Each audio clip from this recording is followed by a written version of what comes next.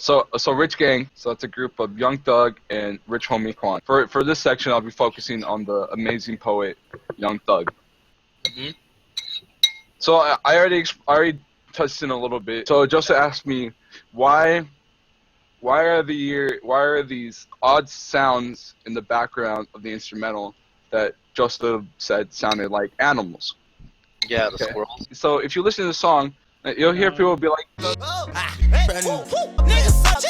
"Yee," and sounds like that, right? If you listen to the untrained ear, the sounds are made to sound like animal sounds. They're meant to sound like birds, monkeys, animals that you would normally hear in nature. And what does it mean to be in nature? What do these animals represent? Well, they represent a lifestyle that is the most primitive and the most rewarding because it's how we've been designed to come up. Even the instrumental is coming at you as metaphors to explain you what the song is trying to convey. So what those sounds are, they're synthesized by humans. You could ask why not just inlay actual sounds of the animals these people are synthesizing? Well, it's because that's telling you that we as humans want to get back to a more base society than what we have now. We want to return to a more down-to-earth, nature-revolved lifestyle, if you will. So the opening line to the song on the intro part is "London on the track, bitch." So what do you guys think that means? I don't know. London on the track. Is that his name? Is that the producer? Just tell me, to the untrained ear, as a consumer of media, if you were first listening to the song, what does that opening line first convey to you? The producer. Shout out for him. Shout outs to the producer. I'm going to show you the genius of this artist. So both of you have a common idea that this is a shout outs to a producer, right? You both use the word producer. And what is a producer? What does it mean to be a producer? Someone that creates, right? Yes. And he's saying London on the track, bitch. And what is London? We look at London as the capital of England. The importance of this. What is London giving us to society? What Young Thug is here is trying to convey is really, I was telling Joseph that I would need a board miles long to connect every little dot. But to give you a light idea of the direction he's heading with this verse, he says, London on the track, bitch. So your first idea is like shout outs to a producer. But he's saying London is on the track. London, what is the track? The track is it's the path that will guide you forward. So he's saying London is on the track that will guide you forward. So he's saying that the creations of Western civilization are the main producer of the track. So he's bringing to light already this corrupt system that we have on one perspective of society. He's saying that all these systems we have in place currently are from this culture that comes from the West. He comes in on the next verse. He said, "Rich homie, thugga in this motherfucker." Rich homie thugga in the motherfucker. Rich homie thugga in the motherfucker. What in the motherfucker? Thugga. So he's an orc. Right? What? He said zug. He's a fucking orc, homie. I mean, I like this nigga now that you're telling me that. I mean, for the horde, homie, so I'm feeling it. Right? Rich homie is one of the artists on the track, Rich Homie Quan. But he leaves out the Quan, and he just says Rich Homie. So he's giving you an idea of who he is himself. He's saying that instead of saying his full name, he's just saying Rich Homie. He's saying the importance of himself are the prosperity of the people he values. So on the first bar, he comes in with his mind-shattering thought. And he's like, I'm going to bring it back and tell you who I am really quick. So by not saying Rich Homie Quan, he's just saying Rich Homie. He's just showing you the importance, his values. Yeah, he does it twice. Yeah, he does twice. That just means the importance of it, and he has to repeat it. Yeah. So Thugga in this motherfucker is...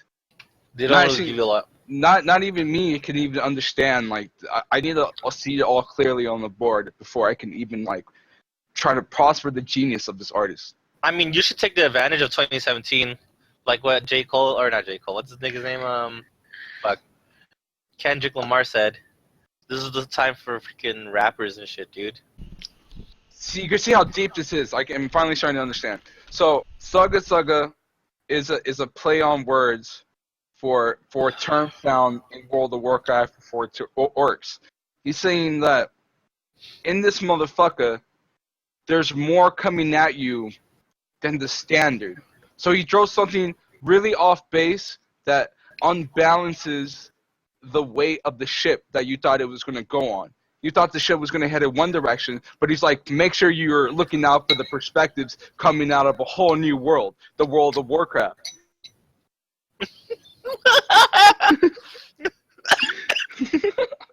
Got like 4 ounces in the 20, bitch. I'm black. In street terms, this usually refers to having 4 ounces of promethazine placed into a 20 ounce of preferred club soda.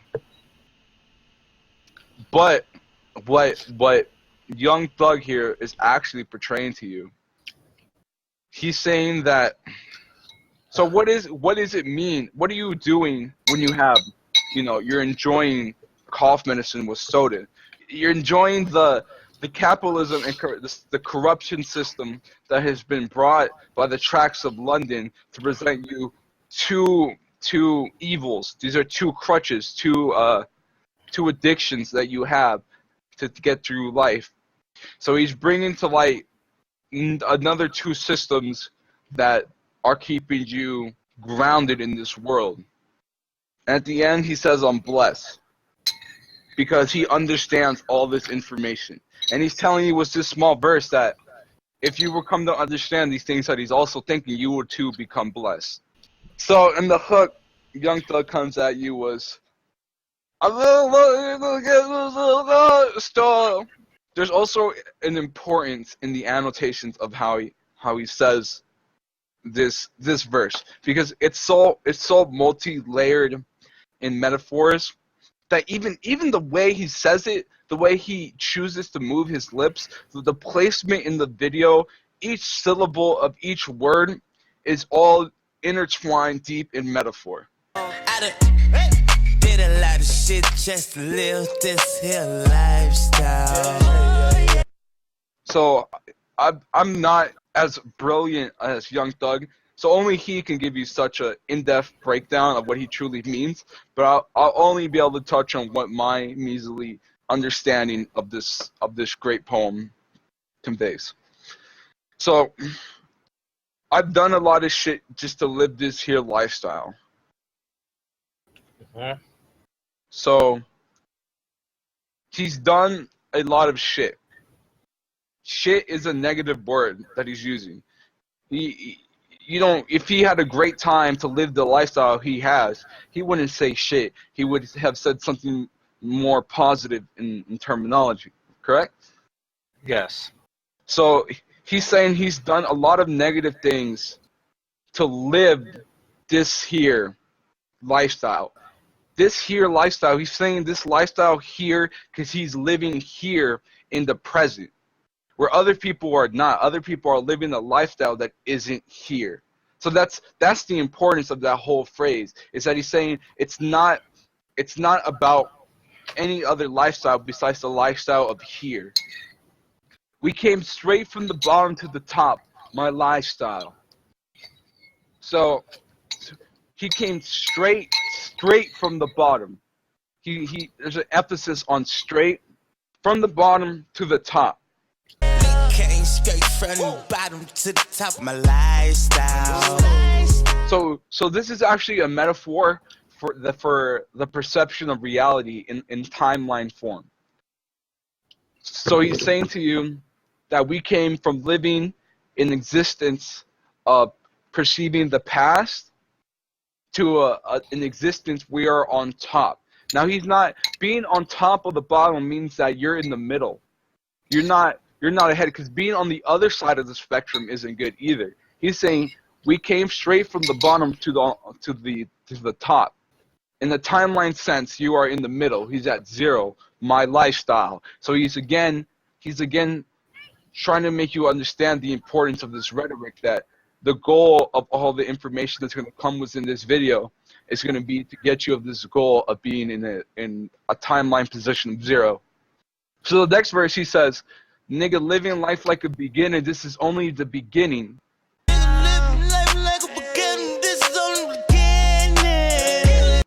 He's telling you the effects of what happens when you able to be in the mindset of his lifestyle, the lifestyle of 0, which we all should strive to achieve. He's saying, nigga, living life like a beginner, this is only the beginning, because every moment of your reality will be a beginning. If you constantly live in the present, you will always be at the beginning, always learning from your past, because you're not dwelling in the past, and always expecting your future. So you'll never be in the future, not in the present, soaking up of what's going on around you, just living in the future, trying to gather future things, but you're never in the past, dwelling on the things that have occurred that you have no power over. He's perfectly in the middle, living life like a beginner. This is only the beginning.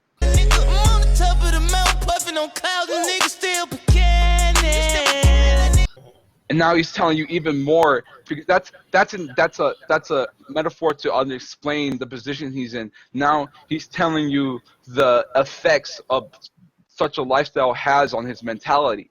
He's telling you, I'm on top of the mountain puffing on clouds, nigga. He's telling you that he is on top of a mountain, meaning that he, in level of intelligence, is one of the highest levels of intelligence, because he is such an irrational plane that most people have not achieved yet. And he's puffing on clouds. And this is a reference to old Egyptian gods. This is an Egyptian god that used to run around, and he would eat clouds and have sunny days for harvest. So he's telling himself he is the god of creation, because this is his creation. This element of this poetic play that he's putting on is his creation.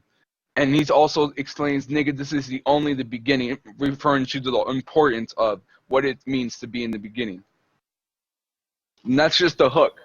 After I explain to you this and you go back and you listen to the song, you're just going to have your minds blown. Okay. Alright. Alright, so Let Me Come At You was the first verse of the actual song. Are you ready? Go.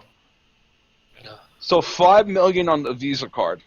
Now he's rewinding all the way back to like the first verse of the intro, London on the Track.